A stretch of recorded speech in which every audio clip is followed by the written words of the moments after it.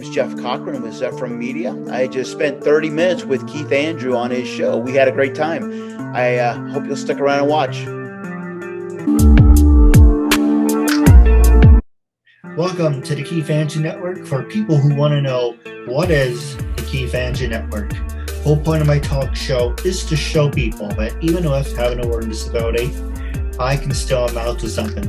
And at the same time, I'm able to turn myself into an example for people out there dealing with any types of learning disabilities and disabilities to never give up and prove people wrong. Prove to them that labels do not dictate who you are and who you're going to be.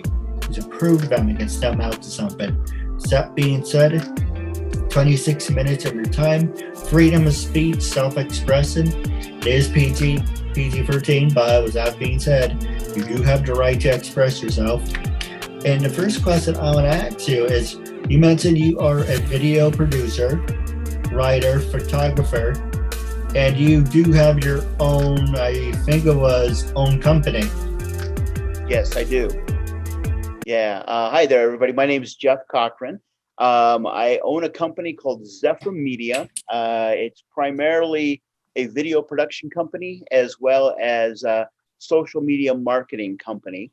And the way I came about this actually is more or less out of necessity. A year ago, I was working for Boeing. I had a really pretty decent job with Boeing. Boeing's a good company to work for. They take very good care of their people. But after having a year of issues with their 737 MAX, and then with the COVID crisis on top of that, COVID basically, airline travel fell by 90% in about 30 days, and suddenly airlines are going out of business. So I lost my job, and I figured, well, I have all these skills. One of the things Boeing did for me is they gave me the opportunity to kind of explore where I wanted to go and what I wanted to do. So I was constantly putting my fingers into little projects and learning more than just my core role as a video producer. So I decided to take all that and I started my own company, Zephyr Media. I actually had the LLC for quite some time, from a previous job that I had been laid off from. And so I just decided to reinvent that a little bit and move forward and start offering video production and social media marketing services, as well as pursue a few of my own creative endeavors. That's about it. I guess I'll just throw it out there. I got a funny little story about Zephyr Media, and people often ask, where did I get that name, Zephyr Media? Zephyr Media, I'm a Star Trek nut. I like Star Trek. Oh yeah, Keith says he is too. Yeah, and we love our Star Trek. Well, in Star Trek lore, there is a character named Zephyr Cochran. My last name being Cochran. Zephyr Cochran, if you watch the old series or if you watch First Contact, Zephyr Cochran was the inventor of the warp engine, which ushered in this whole new world of prosperity for mankind and exploration of the galaxy and all that. So when I lost my job, when I lost my previous job, which was now 12 years ago, I suddenly had people calling me, asking me to do freelance work, and I needed to register a company immediately. And I said, I want to do something meaningful. And so I picked out zephyrmedia.com for the just the positive aspects of what the name meant in Star Trek. So that's how I came by the name Zephyr Media. That's really cool. And if you're interested, I do have some freelance ideas for you. I would love to talk to you about. Yeah, that would be great. Let's do that.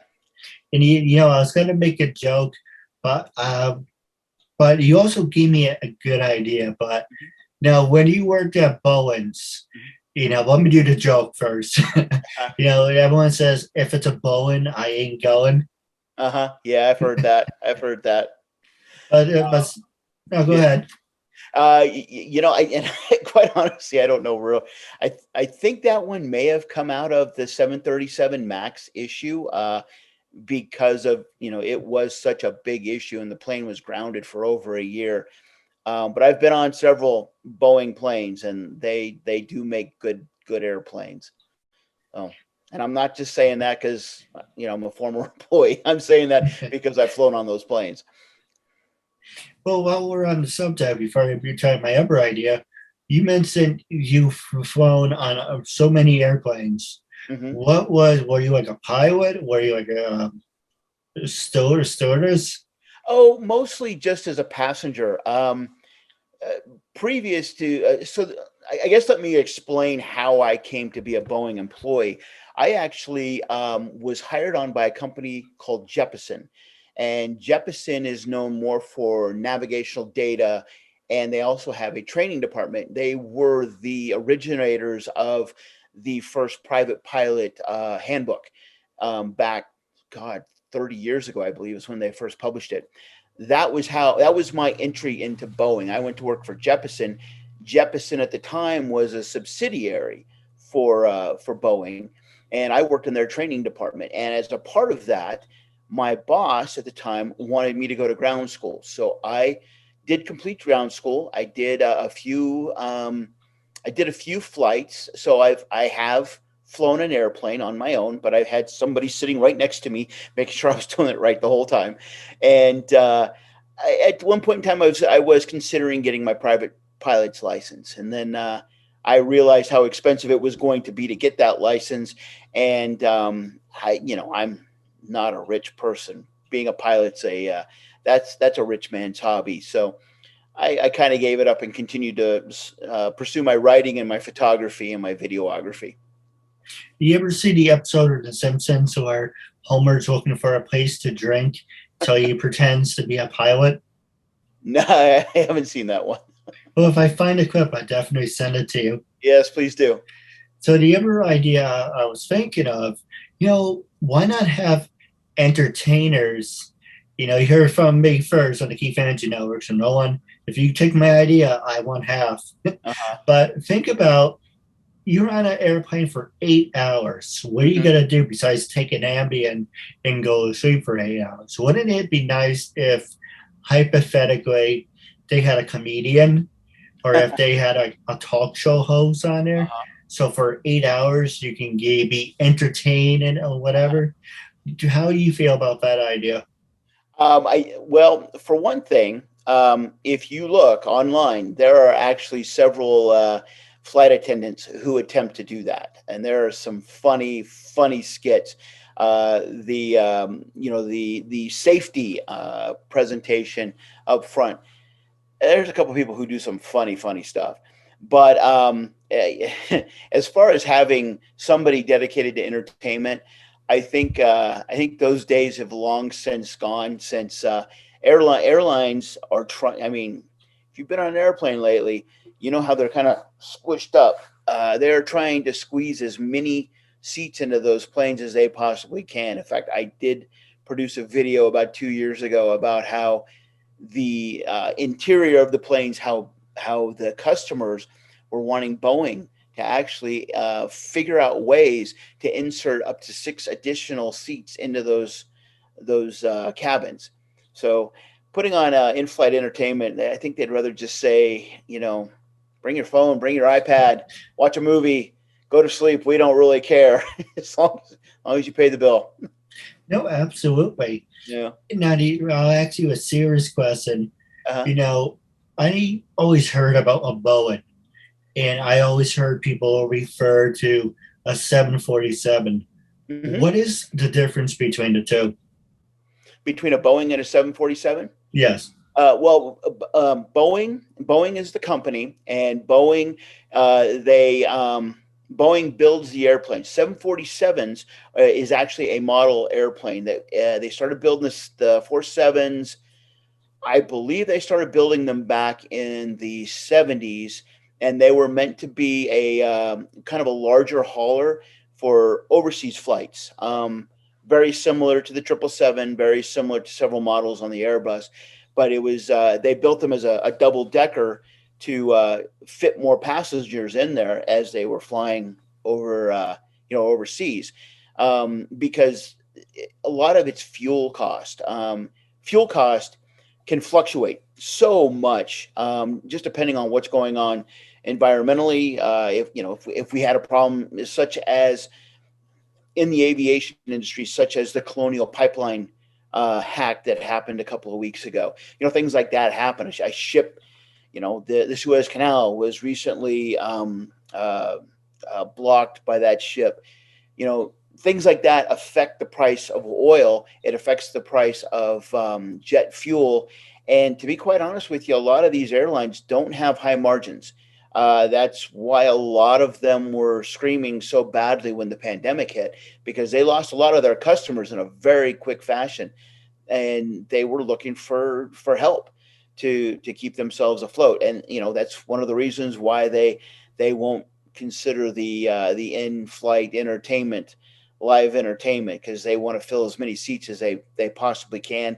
And there's also weight issues as well. That's why nowadays they won't allow you to take as many carry-ons, or they're weighing your luggage before they put it into the baggage hold, because weight is a very serious consideration. The more weight you add to an airplane, the more fuel it's going to burn, and therefore it's going to cost you that much more, or cost the carrier that much more to get the flight to its destination.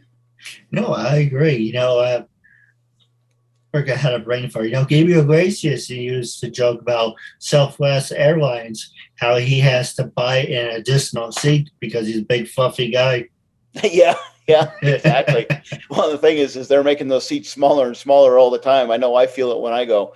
You just kind of sit there, and I got to get the aisle seat, because otherwise I'm just too cramped.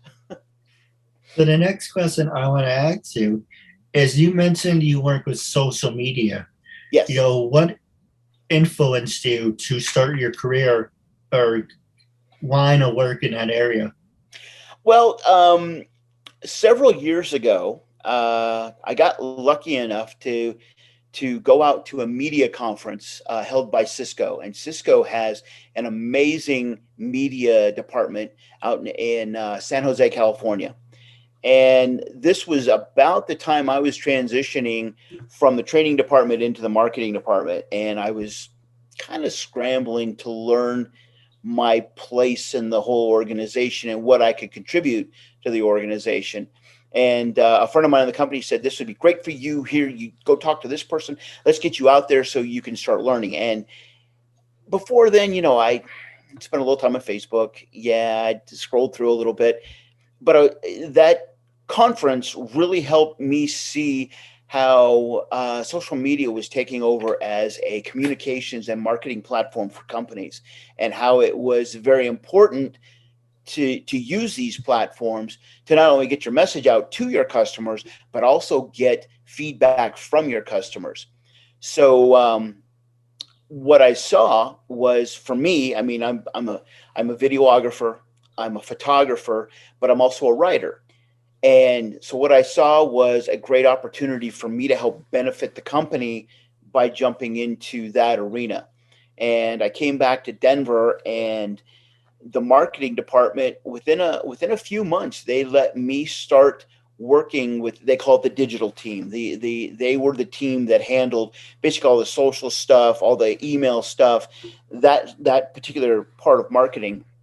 They kind of infused, or put me into that team, and they allowed me to start working with them in the ad agency that helped them develop that kind of content.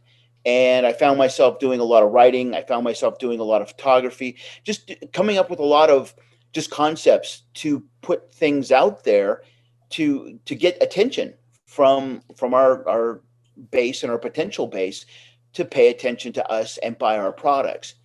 And honestly, I had a lot of fun doing it. We got to brainstorming one day, and we came up with a one particular piece, and it was for June 1st is National Hug a Pilot Day. Most people probably don't know that. I didn't know it until they told me about it. So we want to produce a post for it. So we came up with an idea, and I photographed it, and we put it together, and we posted it. And that one post got us more reach than all of our posts combined for 3 years. So the power of social media, the right message done the right way, can go viral very quickly and inexpensively and get you a lot of attention. Whether it translates into sales, that's going to be up to you and how you continue to message. I agree with you 100%. Now we're going to take a quick commercial break. And when we come back, we're going to talk to you about disabilities and social media, if it can make you or break you when we come back.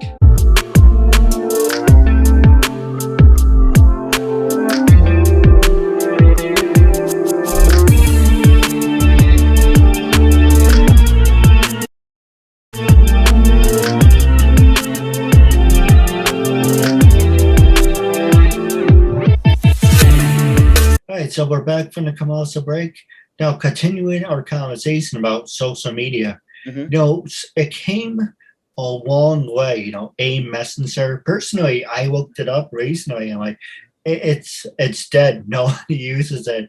But because my iPad is so old, I was able to download AIM, but I couldn't remember my password. But it's amazing how far, from AIM to text and to Skype and Zoom and Facebook, all these things can help.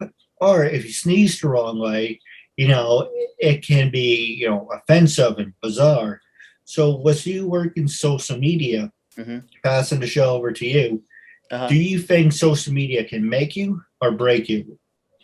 I think it can help you. I think, to be quite honest with you, it really comes down to your messaging. You need to be very cognizant of what you're saying, how you're saying it, and who your potential audience is. Obviously, you can veer off into to areas that can get you in trouble pretty quick. Politics being one of them.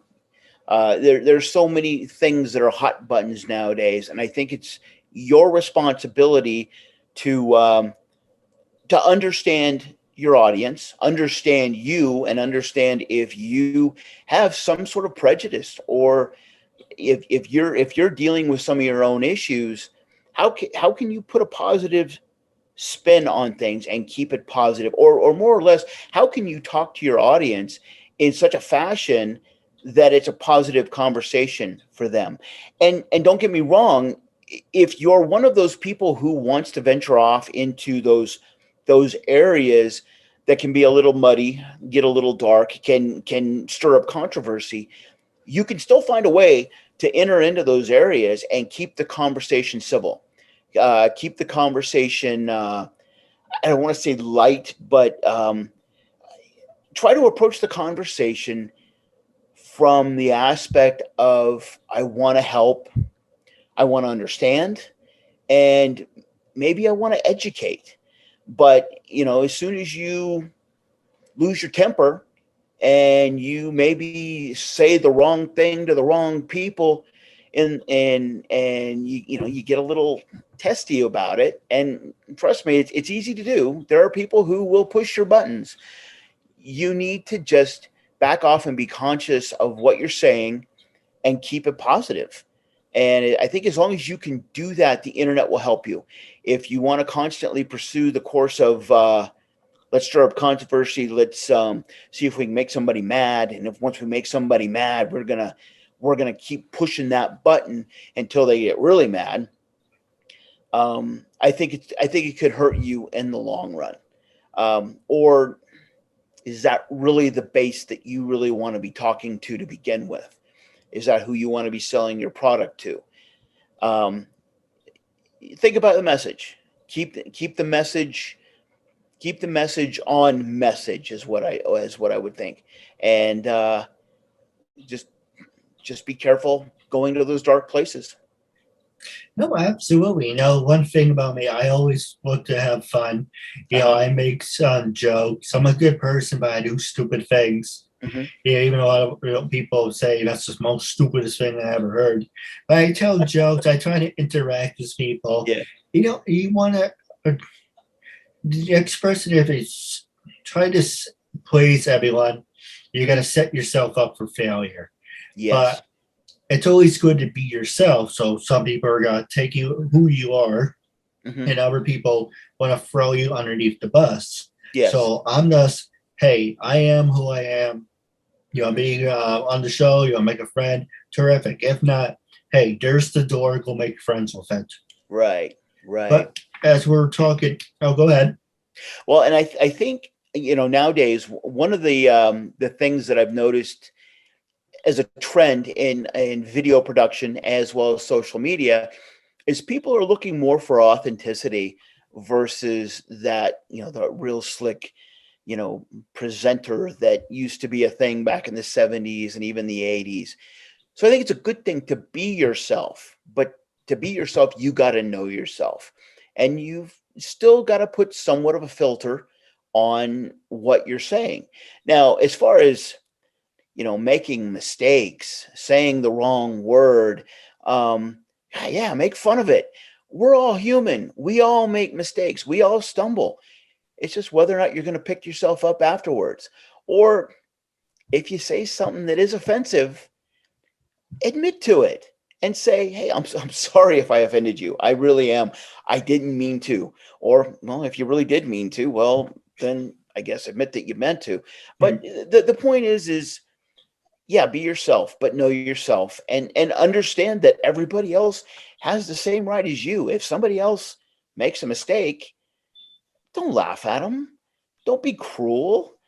If they're okay with you making fun of it, or if they're making fun of it, sure, make fun of it. But somebody does something stupid, just remember the last time you did something stupid, because I'm sure it wasn't that long ago. I know it isn't with me. Now, my family doesn't want me to hear the end of it when I do something stupid. Yeah.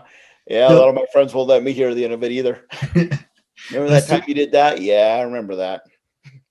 and we always say, it's so long ago, we should just let it go. But Yeah, yeah, when it turns to you, it's like a floodgate opens. And I'm like, right. didn't you just say let things go?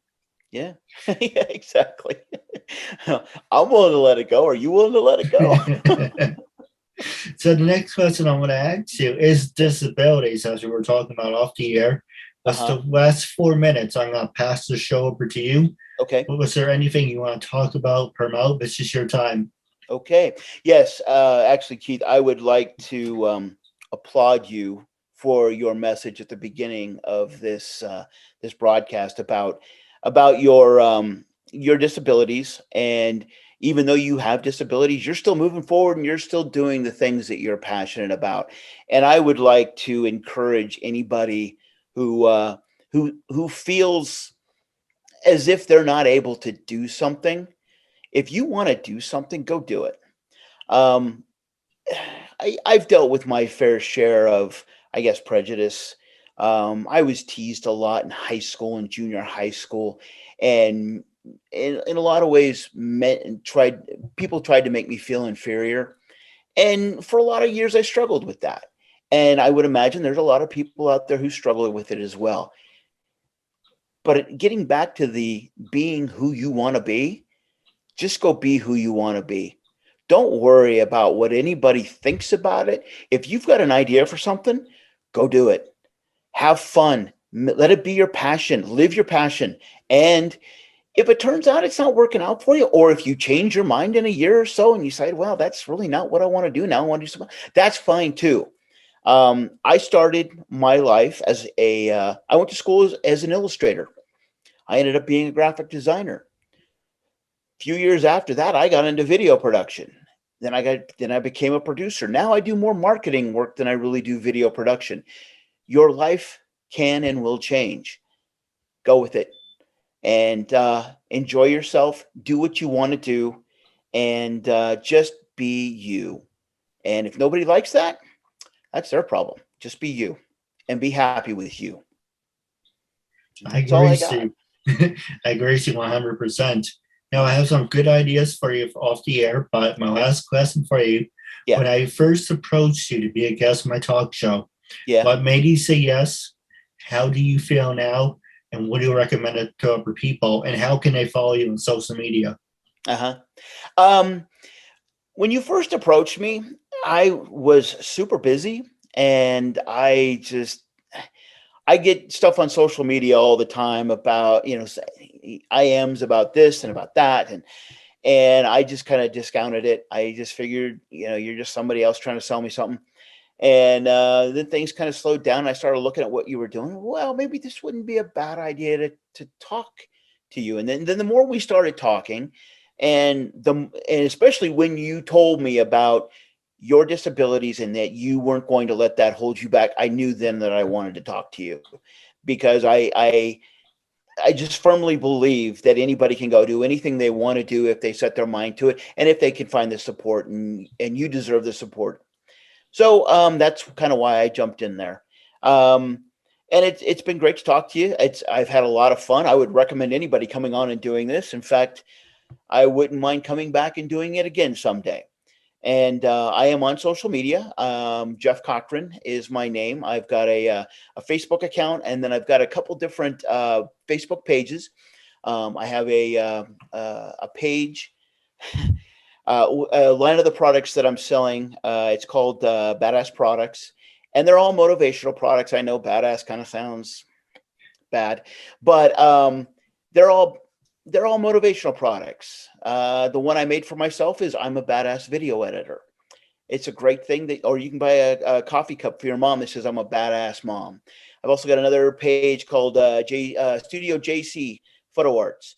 And then I just launched a fiction site. I'm publishing short fiction, and that's called JC Speculative Fiction. You can find that all on my Facebook page, and find the links to my other pages as well. And other than that, I wish everybody a great day. No, absolutely. Now stay tuned for Off the Air. I have a couple questions. Okay. But wrapping up, it was a real honor and privilege having you as a guest, and I'm looking forward to part 2. As our fans out there, make sure to like and subscribe to the Keith Andrew Network. I catch you later.